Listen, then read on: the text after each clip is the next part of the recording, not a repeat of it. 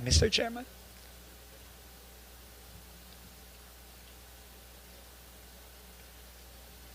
Mr. Secretary, nakikita ko po kasi dito, meron kang Usec for Regional Operations. Merong isa ring Usec for Regional Operations. Parang si Usec Bisnar yata, Luzon. O ika naman, no ka rin ka Usec. Pasensya na po kayo, Kapampangan kasi kayo. Visayas, Mindanao.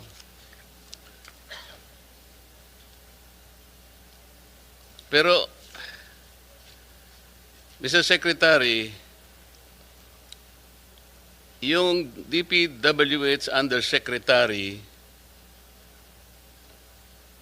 for Luzon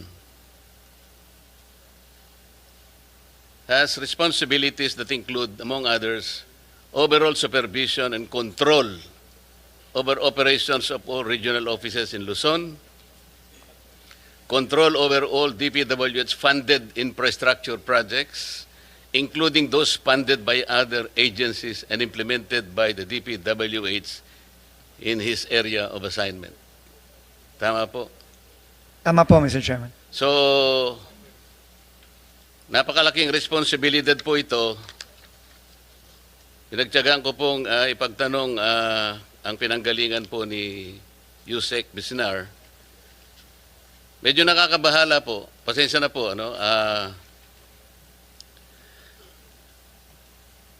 Noon pong August 15, 1998, Usec Bisnar, hanggang October 4, 2000,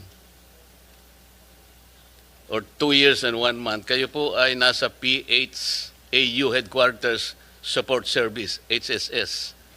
Ang ibig palang sabihin ng PHAU, ito po yung Personnel Holding and Accounting Unit na nakakabahala po ang kalagayan sapagkat ito po pala ay mga police personnel assigned to PHAU for various reasons, including secondment to other agencies, those on study leave, or those under floating status, such as personnel with pending criminal investigation, etc., etc. And then, in January 16, 2002 to November 7 to 2002, ganun din po, PHAU HSS. Ganun din po sa November 8, 2002 to 2003, 4 months ito. Ang pinaka medyo maduguri ito, Secretary, PHAU HSS, March 4, 2003 to March 15, 2012, or a period of 9 years. Ano po ang, bakit po kayo naka-float ng ganito katagal pong panahon? More than, from 1998 to 2012, it's more than 11 years. Were you in floating status, sir? Mr. Chair, with the permission of the Secretary. Go ahead, From 1998 to 2001, Mr. Chair, I was detailed to the Presidential Anti-Organized Crime Task Force. What is that, sir? The Presidential Anti-Organized Crime Task Force. Yun Mr. yung Chair. PAOK-TF. Yes, sir. That's 2001 to 1998 to 2001 or 2002, Mr. Chair. 1998. Pero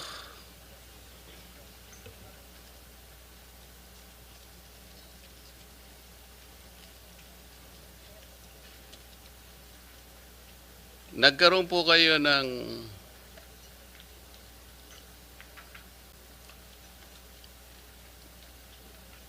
you obtained your bachelor's degree, Philippine Military Academy, 1986-1990 po. Yes, Mr. Chair.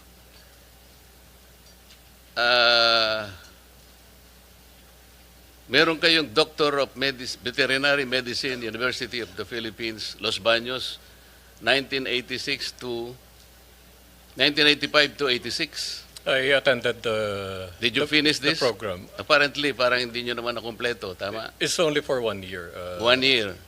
Mr. Chair. And then, meron kayong associate degree in nursing in Houston Community College System in the United States. Yes, Mr. Chair. Did you complete this? Yes, Mr. Chair. And then, meron kayong Master in Management, Philippine Christian University, 2014. Nakumpleto nyo ito. Yes, Mr. Chair. Did you complete it? Yes, Mr. Chair. I'm not sure of the exact- Masteral degree, you completed it in 1 year? It's a master's program offered by the PCU, Mr. Chair. So it's not a degree, it's a program. Nakasulat po kasi sa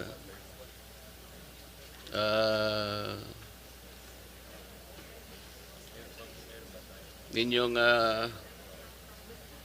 background ay masteral degree. It's a degree, Mr. Chair, offered by PCU.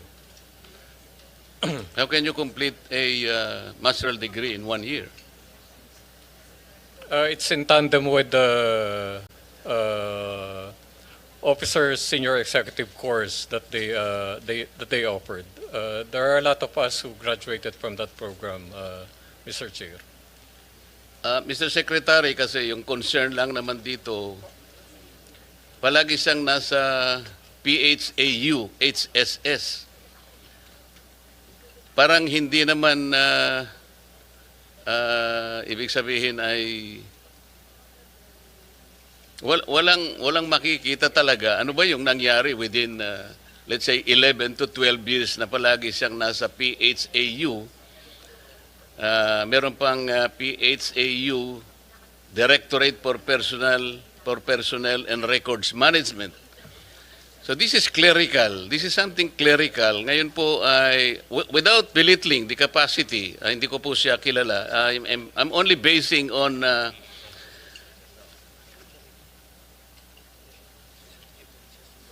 kasi po noong 2003, kayo po ay,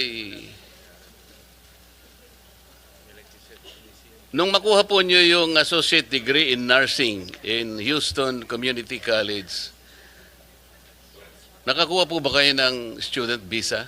Yung F1 visa? No,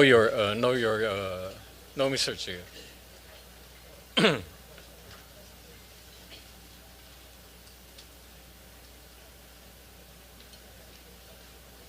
Naging immigrant kayo?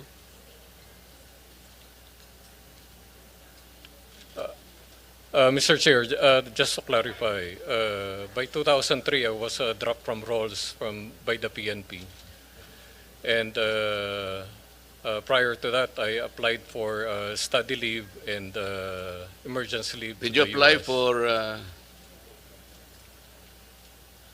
citizenship or did you become immigrant?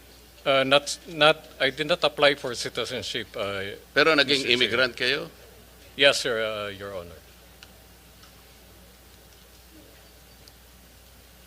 But citizenship is a requirement for PNP members under Republic Act 6975. You know that, sir? Yes, Your Honor. So kung wala po kayong F1 visa, paano kayo nakapag-aral sa Houston University Community College? When I was already dropped from roles by the PNP in 2003, sir, that's the only time that I applied, Your Honor. Or immigrant status? Yes, Your Honor. So, Mr. Secretary, kaya ko lang po tinatanong to, hindi po kasi malinaw ano po yung nangyari kay Usec kasi PHAU parang meron siyang negative impression na floating status, parang may nakagawa siya ng kasalanan. Dito po kasi doon po nung 2003 Usec, meron po kasing report na you were dropped from the rolls and then it was instead modified to 30-day suspension. Sabi niyo, you were dropped from the rolls. It was eventually modified, Your Honor. What is this hurling profanities at CIDG officers in April 2022? Meron po kasing report na ganito. May I be clarified, Your Honor?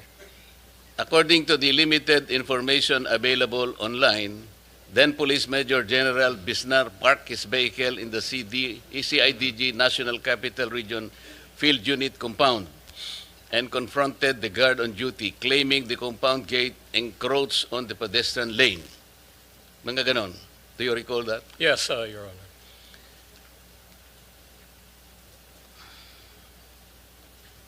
And you have been reported to have berated a police officer assigned at the CIDG for wearing a bracelet at that time. Yes, Your Honor. In October 2024, a complaint for grave abuse of discretion and unjust vexation against Bisnar were filed before the Quezon City Prosecutor Office by one Marites Cabilian, a non-uniformed personnel assigned to the PNP Directorate for Controllership. Yes, Your Honor. So, Mr. Secretary, this is a very important position. As I said, I do not know him. I just relied on some of the facts which he admitted today. This is a huge responsibility. It's not only overall supervision, but he will be placed in control over operations of all regions in Luzon. Alam naman po natin dito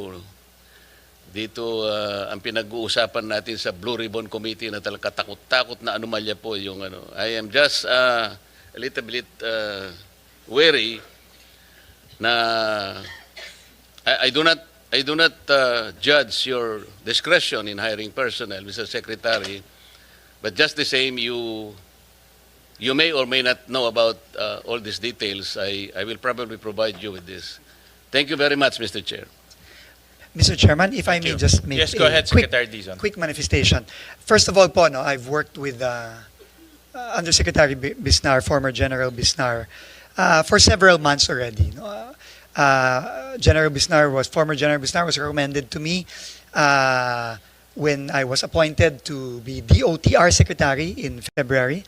And since then, we have worked together very closely. No? As he was head of the Office of Transportation Security, our OTS, and together we were able to really work hand in hand to virtually eliminate the problems of Laglagbala and other problems facing our airports. No?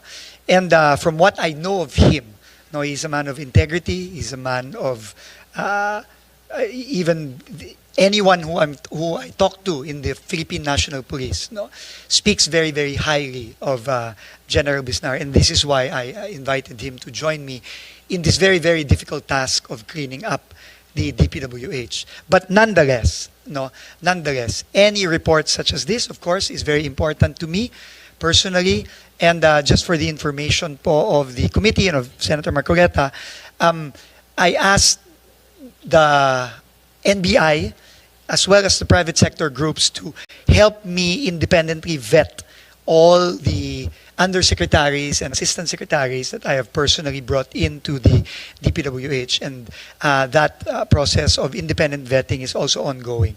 That's why the input of Senator Marcoleta is very welcome, because this is something that I do not take lightly. This is very important that we surround ourselves with the right people.